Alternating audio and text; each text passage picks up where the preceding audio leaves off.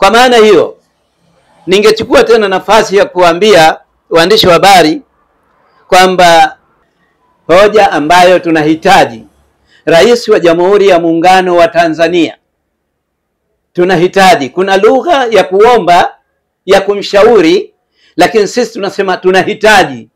Uhitaji wetu ni uhitaji wa Watanzania wote. Kwa maana hiyo tunahitaji kumwambia kwamba apeleke mswada wa sheria bungeni kabla bunge halijamaliza, la muundo wa serikali ya umoja wa kitaifa pale mara uchaguzi utakapomalizika. Na pia apeleke mswada aunganishe na mswada mwingine wa kumtaka aunde serikali ya mpito itakayoshirikisha vyama na baadhi ya watu muhimu ili kuelekea kwenye uchaguzi mkuu. Haimaanishi kwamba lazima tufanye uchaguzi mwezi wa 10.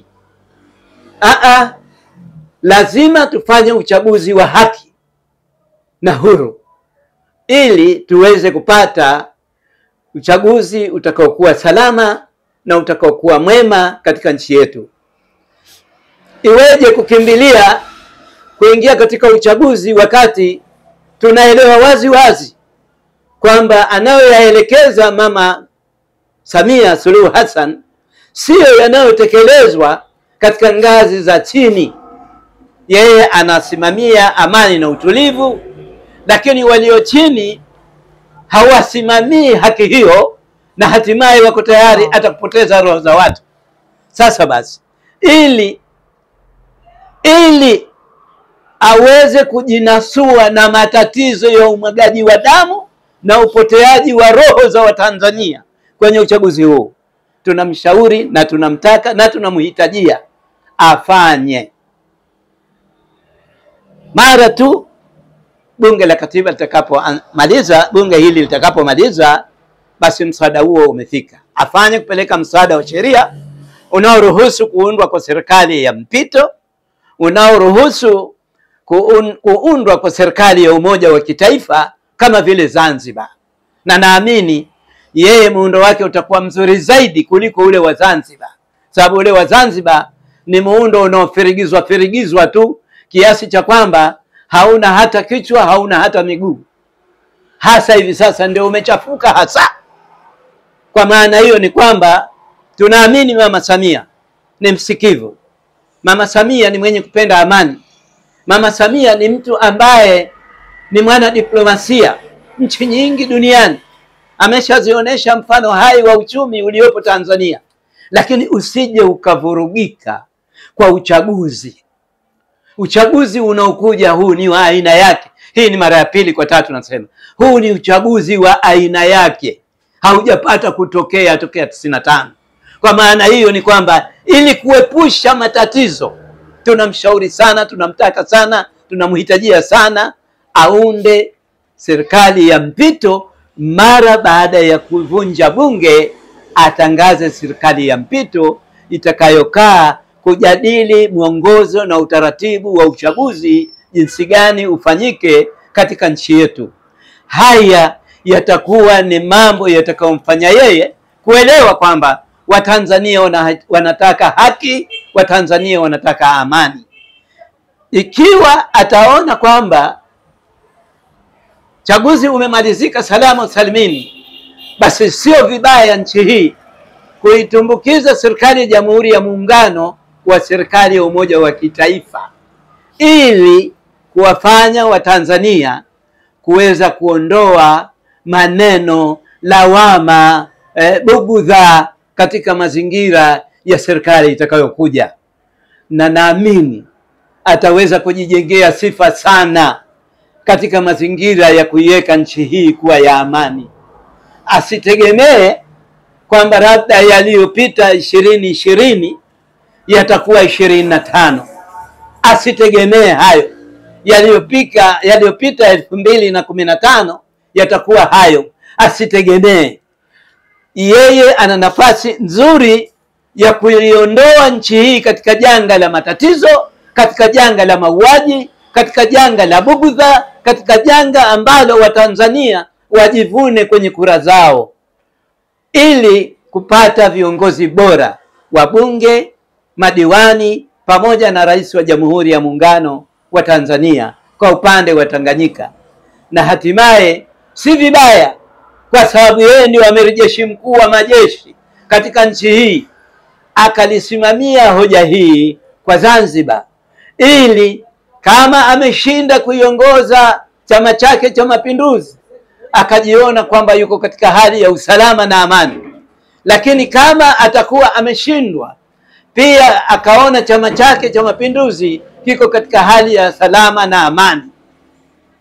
Huu ndio uhitaji wa chama cha wakulima kwa Mama Samia.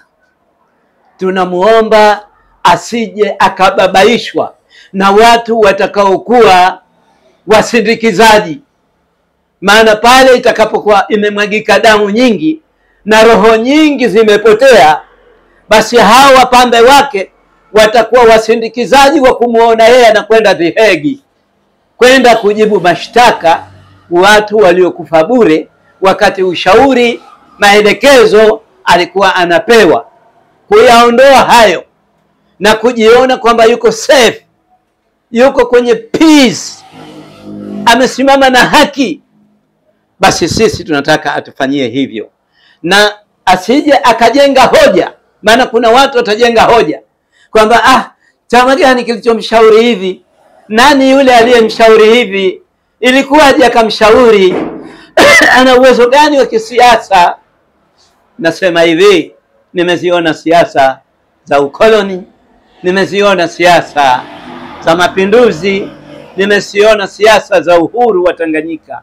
Kwa hiyo nina uwezo mkubwa wa kusema haya, na kuna watu wengine katika zile fikra zao wanahisi mimi nikisema labda kuna mtu kanipa maneno niseme, labda kuna mtu kaniandikia niseme, lakini hapana. Mindset yangu ndio inazalisha hayo mambo kwa ajili ya maslahi ya taifa hili. Na wale wanaopitwa na mawazo hayo wakaona kwamba labda mimi nalishwa maneno au mimi naandikiwa maneno, hao ni muflis, hawajui siasa. Hao ni watoto wadogo, na mtoto mdogo basi mara nyingine anakuwa ni mtu asiyejua analofanya wala analosema. Lakini mimi kama mwenyekiti wa chama hichi, Said Sudi Saidi, na uzoefu mkubwa wa kisiasa za Tanzania tokea kabla ya uhuru na baada ya uhuru, tokea kabla ya mapinduzi na baada ya mapinduzi, kabla ya vyama vingi vya zamani kuja vilivyokuwepo, na vyama vingi hivi nimeshavishuhudia udhaifu wake. Nchi inaelekea pabaya, Mheshimiwa Rais. Nchi inaelekea pabaya, na inaelekea pabaya kwamba tayari kuna mambo kadhaa ambayo wewe mwenyewe uliahidi kuyatekeleza, lakini hujayatekeleza. Si kwa sababu nyingine yoyote, wapambe wako wanakuzuia usiyatekeleze kwa maslahi yao, si maslahi ya Watanzania. Watanzania hata wakifa milioni 10 wao hawana habari. Lakini mimi nakushauri sana, Rais wa Jamhuri ya Muungano wa Tanzania, uliyechukua nafasi ya Mheshimiwa Rais John Pombe Magufuli, kuelekeza nchi hii kwenye haki na amani. Ushinde kwa haki ama ushindwe kwa haki, lakini Watanzania wakiwa katika hali ya amani na utulivu. Tunakushauri, tunakuhitajia ufanye hayo, na tunakuomba kwa namna moja au nyingine usije ukababaika namna ya kuijenga Tanzania na rasilimali ulizokushaziombea, mikopo na misaada mbalimbali, zikavurugika kwa ajili ya uchaguzi. Wananchi walio wengi wanahitaji haki na amani itendeke, haki na utulivu uwepo, haki na upigaji wa kura uliokubalika ufanyike.